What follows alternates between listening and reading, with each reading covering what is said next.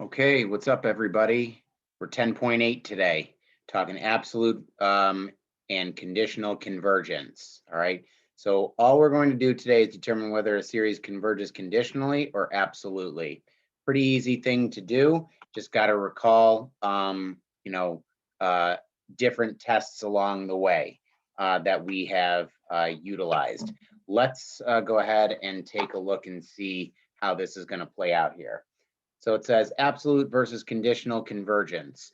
So it says if you have a series, okay, where the rule of sequence, okay, and you put an absolute value around that rule of sequence converges, then we also know that the series without the absolute value, which would be our original series, not only converges, but converges absolutely.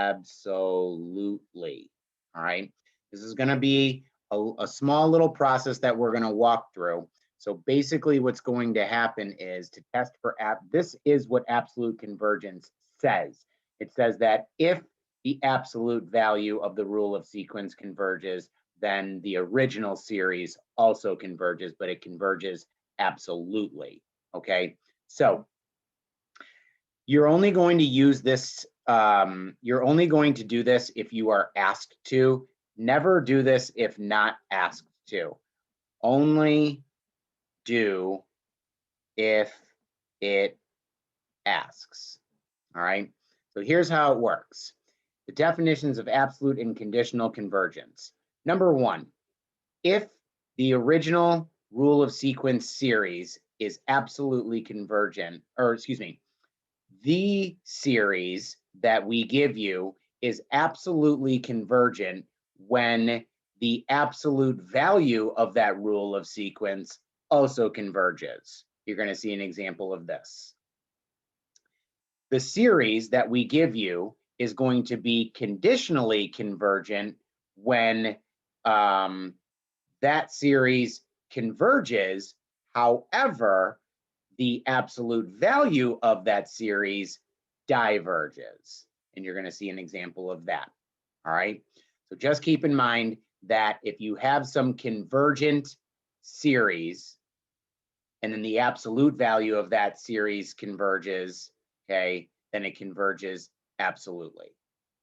If you have some series that is convergent, okay, and however the absolute value of that series diverges, well, then we say that that series is going to be conditionally convergent. Okay, so let's take a look at example number one. To determine whether the given series converges or diverges. Obviously, if it diverges, then you're not doing anything related to this. Okay, it's only if it converges. Okay, if it converges, determine whether it is absolutely convergent or conditionally convergent. Let's do part one. Let's determine if this converges. Well, looks like this is an alternating series, so I'm going to use the alternating series test to prove this. And the alternating series test nicely proves for convergence, and we can see that this right here, 2 over 1 over 2 over n, does in fact equal to 0. So therefore, we know that since this is also decreasing, that the two conditions for the alternating series test are true. So then therefore that is convergent. So I will say here, n equals not infinity, from n equals 1 to infinity, negative 1 over 2 to the n, not 2 times n, 2 to the n, converges by the alternating series test because the limit as n approaches infinity of 1 over 2 to the n equals 0 and 1 over 2 to the n is decreasing. Check, converges. Now, if it converges, determine whether it's absolutely convergent or conditionally convergent. Let's check this. Here we go. So I'm going to take what they gave me and I'm going to put absolute value brackets around it. Okay, so it says this thing is going to be absolutely convergent if what I do now also converges. Let's see what happens. All right, so I know that the absolute value will take care of the alternator in the numerator. So the alternator in the numerator actually just becomes 1 to the n. And we know that 1 to the n is just 1 for any value of n. So technically, this just becomes 1 over 2 to the n. All right. And then we know that that can be rewritten as n equals 1 going to infinity of 1 over 2, and that whole thing raised to the n power. This is not an alternating series. You actually took away the alternator with the absolute values. So now what you're going to do is you're going to use some other test to prove whether or not this thing converges, whether this thing converges or diverges. Okay, so we can see that that is a geometric series. So we would say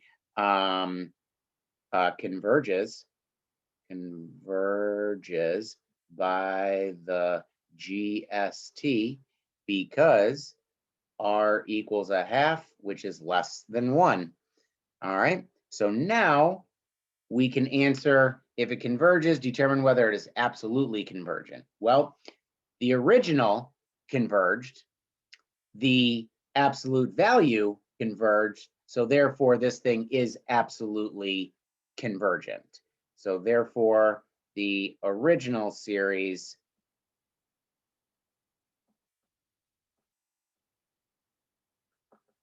converges absolutely because n equals 1 to infinity of the absolute value of negative 1 to the n over 2 to the n converges. Okay. All righty. Okay, so this thing does converge absolutely. Okay. All right. So all right, so let's go to example number 2, which is going to be our last example here. Let me just see if I can find it. There it is. All right, same thing. We're going to test to see if this thing converges absolutely or conditionally. Let's draw my line right here. This looks like an alternating series. Cover it up. Looks like I am going to do the limit as n approaches infinity of the square root of n over n plus 1. And we know that that equals to 0. Bottom heavy there. So therefore, that's equal to 0. So we would say n equals 1, infinity, negative 1 to the n, square root of n, divided by n plus 1, converges by the AST because the limit as n approaches infinity of the square root of n over n plus 1 equals 0, and the square root of n over n plus 1 is decreasing. Okay, well, the series did converge. Okay, so now we got to see if the absolute value of the series converges or if the absolute value of the series diverges. If it converges, it's absolutely convergent. If it diverges, then it's conditionally convergent. So here we go. Let's run our check. Here we go. So sigma n equals 1, infinity, let me get this into the screen, negative 1 and square root of n over n plus 1 absolute value. Okay, well, we know that the absolute value is going to take care of the alternator. So it really looks like here I'm going to have the square root of n over n plus 1. Okay, so now the denominator looks like a p series. Okay, n plus 1 in the denominator. So what I'm going to do is I'm going to cover up the plus 1 and I'm going to simplify. Let me just get my finger out of the way there. I'm going to cover up the plus 1 and I'm going to simplify the square root of n over n, and that is what I'm going to be comparing with. Okay, because if it looks like a p series here, why don't I use a comparison test? So it really looks like this could be 1 over n to the 1/2 with a little bit of simplification. So I will compare this n equals 1 to infinity of 1 over the square root of n, okay, a divergent p-series because p equals a half, which is less than 1. All right, so now right here, let's do a comparison test. You can either do direct or limit. I'm actually going to use the limit comparison test, limit comparison test. Okay, so here the limit as n approaches infinity of, I'm going to take the original, the square root of n over n plus 1, and I'm going to divide it by what I'm comparing with, which is going to be multiplied by the reciprocal. And as you can see, those when multiplied together just become n, and it becomes n over n plus 1, which is same degree over same degree. So that equals 1, which is a finite positive number.